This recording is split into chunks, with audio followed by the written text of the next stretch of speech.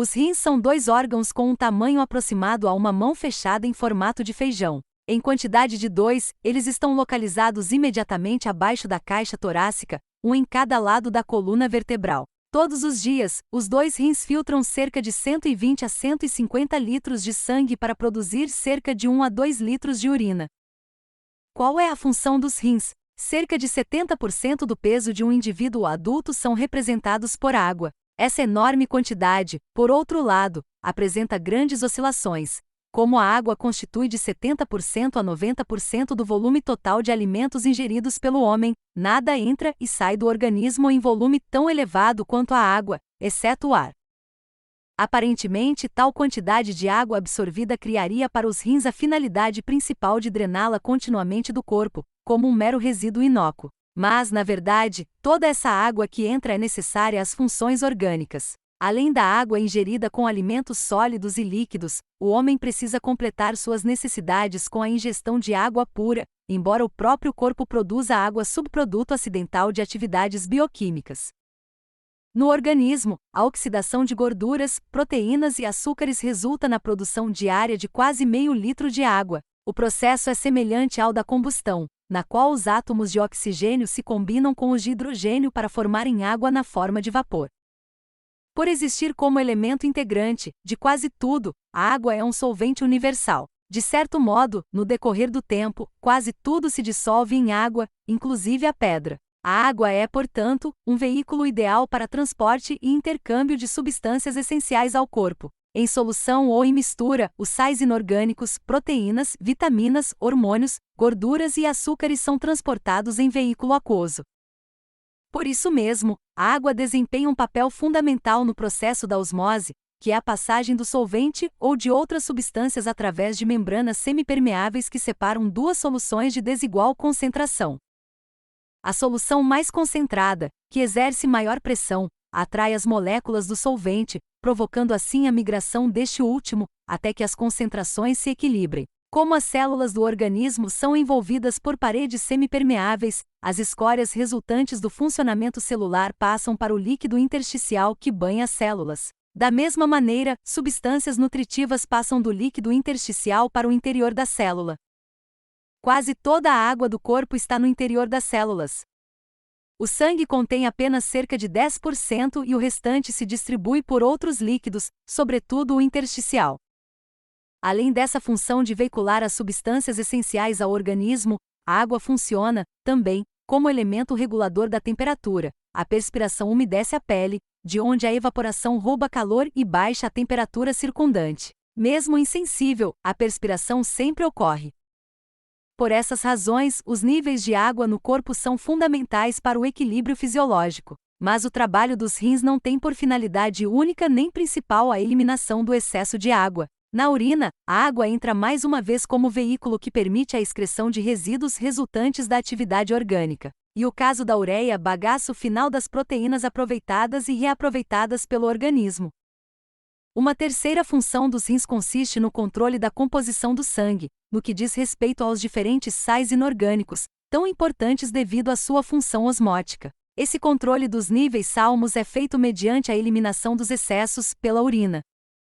A cada minuto, cerca de 1/5 do sangue passa pelos rins para filtragem. O produto filtrado, porém, é ainda muito menos concentrado que a urina. O próprio rim fará passar esse filtrado por túbulos contorcidos, a fim de que a água e outros compostos sejam reabsorvidos. Por meio dessa reabsorção, os rins contribuem para manter no corpo a água e outras substâncias necessárias. Entenda a estrutura e o funcionamento dos rins. Os rins localizam-se nas fossas lombares, um de cada lado da coluna vertebral. Envolvidos por abundante camada de tecido adiposo, abrigam-se nas chamadas lojas renais, que são delimitadas por uma membrana de tecido conjuntivo. O rim esquerdo limita-se com o pâncreas, o baço, o estômago e o intestino delgado. O rim direito com o ligado, o duodeno e o cólon ascendente, porção do intestino grosso. Em suas extremidades superiores, os dois órgãos são recobertos pelas glândulas suprarrenais. Estas, embora situadas no interior das lojas renais, são completamente independentes dos rins. Com formato semelhante ao de um feijão, cada rim mede, em geral, 10 centímetros de comprimento. 5 de largura e 3 de espessura, pesando cerca de 150 gramas no homem e 130 na mulher. No rim distinguem-se 3 regiões anatômicas. Comparado a uma laranja sem considerar a forma e as proporções, o órgão apresentaria uma casca, cápsula fibrosa que constitui o invólucro renal, o branco da casca, córtex renal, e a polpa, medula renal. O córtex, porém, não é uma camada lisa, mas sim irregular, com projeções que se encaixam na medula. A unidade funcional do rim é o néfron. Cada néfron é constituído por um glomérulo e um túbulo renal. Toda a urina resulta da filtragem do sangue, por mais de 1 milhão de néfrons existentes em cada um dos rins humanos. O sangue penetra nos rins pela artéria renal, que se ramifica sucessivamente. Em determinado nível, parte uma arteríola que penetra num grãozinho chamado cápsula de Bowman. Dentro dessa cápsula microscópica, a arteríola assume calibre de vaso capilar, e, como um fio que se enrola repetidamente sobre si mesmo, forma um novelo compacto. Esse novelo é o glomérulo. Cada glomérulo constitui, com sua respectiva cápsula, um corpúsculo renal, também chamado corpúsculo de Malpighi. O mesmo capilar que se enovelou para formar o glomérulo assume novamente o calibre de arteríola e sai da cápsula de Bowman para retornar à artéria de onde proveio. A arteríola que penetra a cápsula chama-se aferente ou a que sai, eferente. Ao atravessar o glomérulo, o sangue deixa passar água e sais pelas paredes permeáveis dos capilares. Esse filtrado é absorvido pelas paredes da cápsula de Solman, também permeável. Esta, por sua vez, nada mais é que o fundo falso de um tubo, dentro do qual o glomérulo está inserido.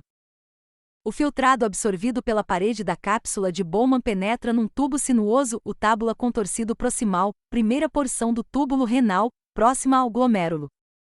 Depois de várias circunvoluções, o túbulo descreve uma grande alça de Henle, que mergulha na medula renal e volta ao córtex. Terminada a alça, o túbulo renal assume outra vez a forma sinuosa, agora com o nome de túbulo contorcido distal, distante do glomérulo. Os túbulos distais desembocam, como afluentes, nos tubos coletores, onde penetra finalmente o filtrado, a esta altura já reabsorvido em sua maior parte. Dos 180 litros de filtrado produzidos diariamente, apenas 1,5 litro se converte em urina.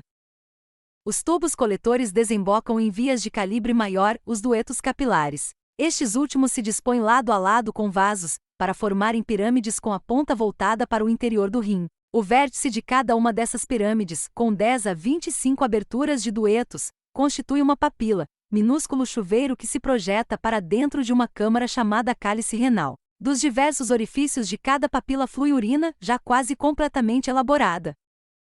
Por sua vez, cada grupo de 3 ou 4 cálices se une num cálice maior, que se comunica finalmente com a maior das câmaras de saída à pelve renal, onde é recolhida a urina, modificação do líquido primitivamente filtrado no glomérulo. Afunilando-se em seu fundo, a pelve renal forma um tubo ureter através do qual a urina passa à bexiga. Esperamos ter ajudado e explicado acerca do funcionamento e importância dos rins. Não deixe de nos acompanhar nas redes sociais e no YouTube. Se precisar, conte conosco. Até o nosso próximo artigo.